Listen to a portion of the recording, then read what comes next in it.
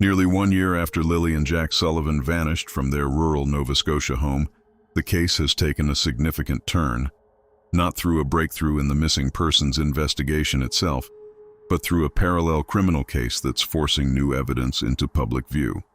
On March 30th, 2026, an assault case involving the children's stepfather, Daniel Martell, was back before Pictou Provincial Court. Senior Crown Attorney Bill Gorman told the court that additional disclosure had been provided by the RCMP Pictou County District, evidence significant enough that both Crown and defense needed time to review it before the case could proceed. That matter was adjourned to May 4th. This isn't speculation. This is a documented court proceeding on the record, and it's raising urgent questions about what investigators have been quietly building toward for almost a year. Before we walk through what's actually been confirmed in this case and what it means going forward, you need to subscribe to True Crime Vault right now and hit that notification bell. We only cover verified information here, court documents, confirmed statements, and on-the-record reporting, not speculation dressed up as fact. As this case moves toward its 1-year mark with real legal developments unfolding, you don't want to miss an update. Hit that like button because it helps get accurate coverage of this case in front of more people who care about Lilly and Jack. Drop a respectful comment with your thoughts as we go. Now let's lay out exactly what we know, what's changed, and what remains genuinely unresolved.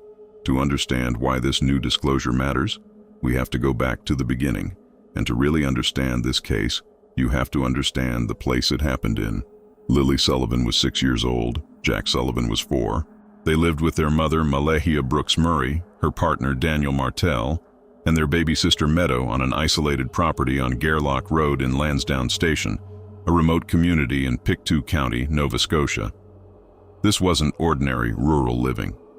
The road itself is a single strip of potholed asphalt, hemmed in on both sides by dense forest, moss-covered maple, yellow birch, and red pine. You can drive for 10, 15, even 20 minutes without passing another vehicle. There's no grocery store, no gas station, no school, no community hall. The property was reached by an unpaved driveway, surrounded by wilderness, with no close neighbors, no security cameras, and cell and internet service so unreliable it was effectively non-existent. Daniel's mother, Janie Mackenzie, lived in a motorhome on the same property, having given up her mobile home to the growing family and moved into a smaller trailer beside it. She was close enough to hear activity from the main house, but separated enough to have her own space and her own routine. On May 1st, 2025, a Thursday, security cameras at a Dollarama store in New Glasgow captured the family shopping together at 2:25 in the afternoon. Malaya pushed a cart with baby Meadow. Daniel walked alongside. Lilly and Jack were with them, behaving like any children in a store, looking at items on shelves, present and accounted for. This footage matters enormously because it is the last independently verified moment that anyone outside the household can confirm Lilly and Jack were alive. Everything after that point comes from the accounts of the 3 adults who were on that property: Daniel, Malahia, and Janie. According to the timeline both parents gave to police, the family returned home that evening after also stopping for gas and to grab food in town. The children had been kept home from school that day and the day before, citing a cough. On the morning of May 2nd, Daniel and Malaya said they were in their bedroom with baby Meadow sometime between roughly 9 and 9:40 in the morning. They said they could hear Lilly moving in and out of the room and could hear Jack in the kitchen. Then the sound stopped. When they checked, the children were gone. Daniel told police he'd placed a wrench on top of the front door the night before as a kind of makeshift alarm, and it hadn't been disturbed, leading him to believe the children left through the back sliding door, which he described as quiet when opened. Janie Mackenzie's statement to police is one of the more scrutinized pieces of testimony in this case, and it's worth walking through carefully because so much weight has been placed on it publicly. She said she woke up around 8:50 that morning after her dog began barking, and while in bed, she heard what she believed were children's voices and the creak of the backyard swing set chains. She assumed Lilly and Jack were playing outside and went back to sleep. It's important to state clearly what her statement does and does not establish. She never looked outside. She never visually confirmed the children were there. She heard sounds and made an assumption based on those sounds. That distinction has been a focal point for people examining the case, not because it proves anything sinister on its own, Children playing in swings creaking is an entirely ordinary sound in that setting, but because it means the closest thing to a final confirmation of the children's presence that morning is indirect, auditory, and unverified by sight. At 10:01 a.m., Malahia called 911, telling the dispatcher she believed the children had wandered off. She noted their rubber boots were missing, pink with a rainbow pattern for Lily, blue with a dinosaur print for Jack. Police arrived 26 minutes later, and what followed became one of the largest search operations in Nova Scotia's history. Over 160 trained volunteers, ground search and rescue teams, helicopters with infrared imaging, drones and cadaver dogs combed roughly 4 square kilometers of dense, genuinely difficult wilderness, thick underbrush, steep embankments, marshy wetlands, and terrain so overgrown that searchers described climbing over and under fallen trees for hours at a time. Despite that massive and sustained effort, the search produced remarkably little.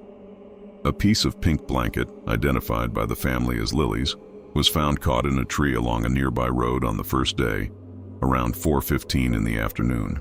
2 days later, on May 4th at around 9 o'clock in the evening, a second piece of that same blanket was discovered inside a trash bag at the end of the family's driveway.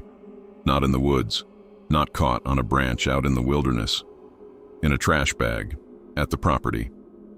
That detail has never been fully explained publicly, and it's one of the reasons investigators haven't simply accepted the wandering off theory at face value, along with a single child's boot print found on a pipeline trail that investigators have never definitively confirmed as belonging to either child. By May 7th, 5 days in, the RCMP scaled back the physical search. Staff Sergeant Curtis McKinnon said at the time that given the terrain, the weather, and how much time had passed, the likelihood the children could have survived exposure in those woods was minimal. The investigation's focus shifted from search and rescue to digital forensics and interviews. Investigators requested toll footage from the route toward New Brunswick, examined banking and phone records, and eventually reviewed more than 8,000 video submissions from the public alongside over 1,100 tips. A $150,000 reward was added to the province's major unsolved crimes program in June 2025. Later organized searches continued as well, including a large civilian search led by the charity Please Bring Me Home in November 2025, which combed the banks of Middle River and surrounding forest with dozens of volunteers, using printed maps and marked ribbons showing which areas had already been cleared. That search, like all the ones before it, found nothing belonging to Lily or Jack. None of it, 10.5 months later, has produced the children, any remains, definitive physical evidence, or a single credible sighting. Both Daniel and Malahia were interviewed multiple times, and both underwent polygraph examinations, along with Janie McKenzie, Malahia's mother Cindy Murray, her partner Wade Paris, and the children's biological father Cody Sullivan, who had been out of the children's lives for roughly 3 years following a custody dispute and had lost his job 9 months before the disappearance, which had also ended his ability to keep up with child support payments. According to court records, all of these examinations, where results were conclusive, came back indicating truthful answers. Janie's results were reported as inconclusive due to physiological factors, which is not the same as deception. It simply means the test couldn't render a usable result for her specifically. It's worth being precise about what all of this means and doesn't mean. Polygraph results aren't admissible in Canadian courts. They're an investigative tool used to help direct resources, not proof of innocence or guilt. Passing one doesn't legally clear a person, and failing one or having an inconclusive result doesn't establish guilt either. As of the most recent public statements from the RCMP, they have said there are currently no reasonable grounds to believe a criminal offense occurred in relation to the children's disappearance, and the case remains classified under the Missing Persons Act, rather than as a homicide or abduction investigation. That classification has not changed, at least not publicly, as of today. What has changed, and what makes this update genuinely significant, is a separate but connected criminal matter. In January 2026, police charged Daniel Martell with assault, sexual assault, and forcible confinement. These charges relate to an adult complainant whose identity is protected by a publication ban, and the alleged incidents are said to have occurred between September 2024 and March 2025, a period that overlaps directly with the months before Lilly and Jack disappeared. It's critical to be accurate here. These charges are not related to the children's disappearance. The Crown Attorney has said so explicitly on the record in open court. Daniel has not been charged with anything connected to Lilly and Jack, and the missing persons case has not been reclassified as criminal. What the assault charges do establish, if proven in court, and it's worth repeating that Daniel has not been convicted and is legally presumed innocent, is that serious allegations of violence involving someone in or connected to that household were serious enough for police to lay formal charges during the exact window when the children were living there. This is also where the newly unsealed court documents become relevant, and where a fuller, more complicated picture of the household starts to emerge. Reporting based on those documents revealed that during a police interview roughly a week after the children disappeared, Malahia described incidents to investigators involving being physically restrained, having her phone taken from her by force during arguments, sometimes hard enough to hurt, and being pushed on at least one occasion. Daniel has denied these allegations entirely and forcefully, telling reporters at the Globe and Mail that he never abused Malahia, and telling Global News that he and Malahia yelled at each other during arguments the way many couples do, but that there was never physical violence. He has characterized the allegations as part of an unfair public narrative built to paint him as a monster before any court has weighed in. It's important to state clearly that these statements exist in police interview records as Malahia's account of the relationship. They have not been tested in a criminal trial specific to these particular claims, and Daniel has never been convicted of any offense against Malahia. What we can say factually is that these are documented statements in official case files, not internet rumor or anonymous online claims, and that they were unsealed and reported by credible national outlets, including the Globe and Mail and Global News. The context around when Malahia made those statements matters too, and deserves to be laid out fairly. She gave them during her 5th interview with police, which took place after she had already left Daniel and moved with baby Meadow to stay with her own family, blocking his contact entirely and severing communication completely, down to leaving him a message written in lipstick on the bathroom mirror before she left. According to people close to her at the time, her emotional state in those early days included both grief and, at moments, anger directed at Daniel, statements that she later walked back when police followed up directly, saying she didn't actually believe Daniel had harmed the children and that she'd been speaking out of devastation and looking for somewhere to direct blame. After that, according to reporting, the two reconciled for a period and again presented publicly as a united couple before ultimately separating for good, a separation that appears to still be in effect. This pattern, separation, accusation, walking it back, reconciliation, and then final separation, is the kind of behavior investigators weigh very carefully, not because it proves either person is lying, but because it doesn't cleanly support any single simple narrative, whether that narrative points toward Daniel, toward Malahia, or toward neither of them being responsible for whatever actually happened to the children. It's also worth talking honestly about how isolated Malahia herself appears to have become in the years before the disappearance, because it's one of the more consistently documented aspects of this case across multiple independent sources. The children's paternal grandmother, Belinda Gray, has spoken publicly and repeatedly about how contact with Malahia and the kids gradually dried up after she began her relationship with Daniel and the family moved to Lansdowne Station. Gray has described a pattern of invitations that were accepted and then never followed through on, phone calls that went unanswered, and an explanation of poor cell service that became a standing excuse for growing distance. She's been clear that she doesn't believe Malahia is a villain in this story. She's described her in interviews as someone she once considered the best mom she'd ever seen, a young woman she'd known since she was barely 20. That context matters because it complicates any simple narrative. The picture that emerges from people who knew the family isn't one of obvious villainy from any single person. It's one of a young, geographically and socially isolated household under real financial strain, with reduced hours at Daniel's sawmill job, living in one of the most disconnected corners of the province. There's also a comparison that's been raised by people close to this case that's worth mentioning carefully, because it illustrates just how devastating public speculation can be when it runs ahead of evidence. Roughly 5 years before Lilly and Jack disappeared, 3-year-old Dylan Ealer went missing from his grandmother's backyard in Truro, not far from Lansdowne Station. after wandering near a fast-moving river while she was briefly occupied with a dog. Despite extensive searching, Dylan has never been found. In the aftermath, his parents were relentlessly targeted online by amateur investigators who accused them, without evidence, of negligence and even involvement in his disappearance. They were stalked, harassed, and ultimately had to pursue a civil case against their online tormentors. A case they won, though the damage to their lives couldn't be undone. Some people close to the Sullivan case have pointed to that precedent as a possible explanation, though certainly not the only possible one, for why Malaya may have chosen silence over public statements.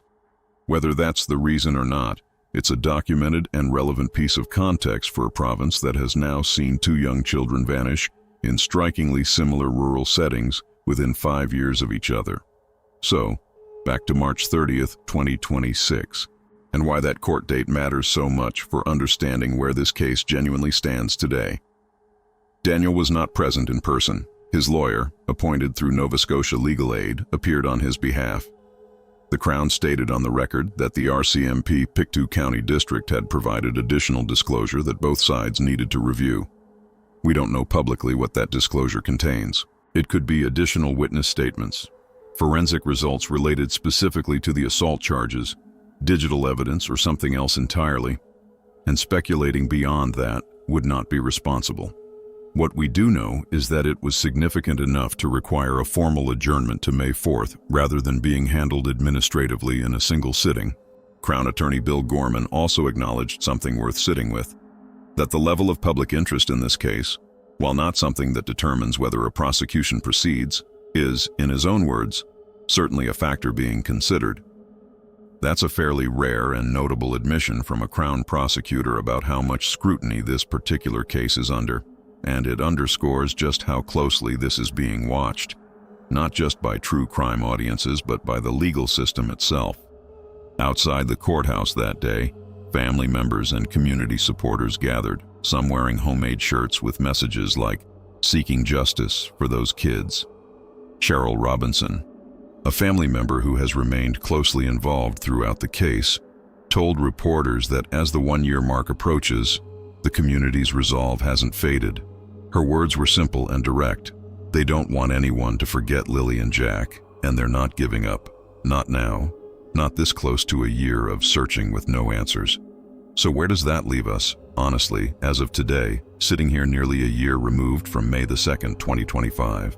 The missing persons investigation into Lilly and Jack Sullivan remains open and, according to the RCMP's own public statements, does not currently meet the threshold of a criminal investigation, even though it continues to be treated with extensive resources, forensic review, and ongoing tip processing involving thousands of video files and well over 1,000 individual tips from the public.